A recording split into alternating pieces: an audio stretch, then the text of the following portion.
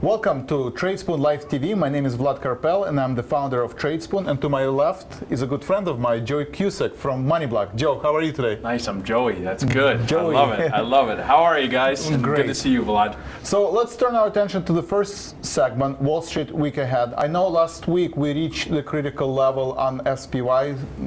2080 to 2090, so the market is in oversold condition, but the path of least resistance is to the upside.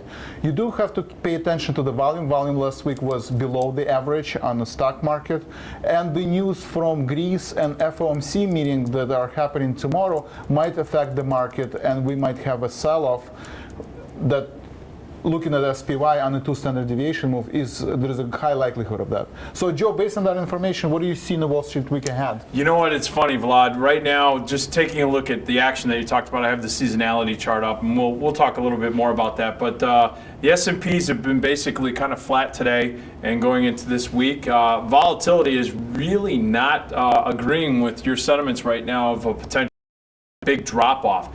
You have seen bonds really drop off hard today. It is Tuesday of this new trading week because we are closed yesterday. Spiders right now are pricing in the potential of moving plus or minus $2.49, and the IV's right around 14.3%. It's low, Vlad. So I'm not seeing that big expectation with a big potential to move to the downside. But again, this has been a uncharacteristically volatile market, so we're going to see, but volatility is not saying that. Watch the FOMC meeting minutes that are going to come out tomorrow. There's going to be a lot of market watchers that are going to watch that.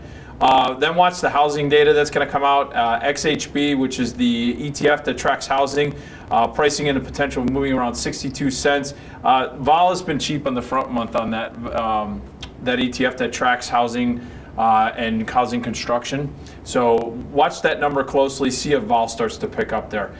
Initial claims is going to be the final one, and then crude inventories. Initial claims, watch the small caps, IWM pricing in the potential move of $1.79. End of the week, crude inventories and nat gas. We're going to watch that closely. 98 cents and 59 cents respectively. Vol is cheap there as well, so we're going to keep an eye on that.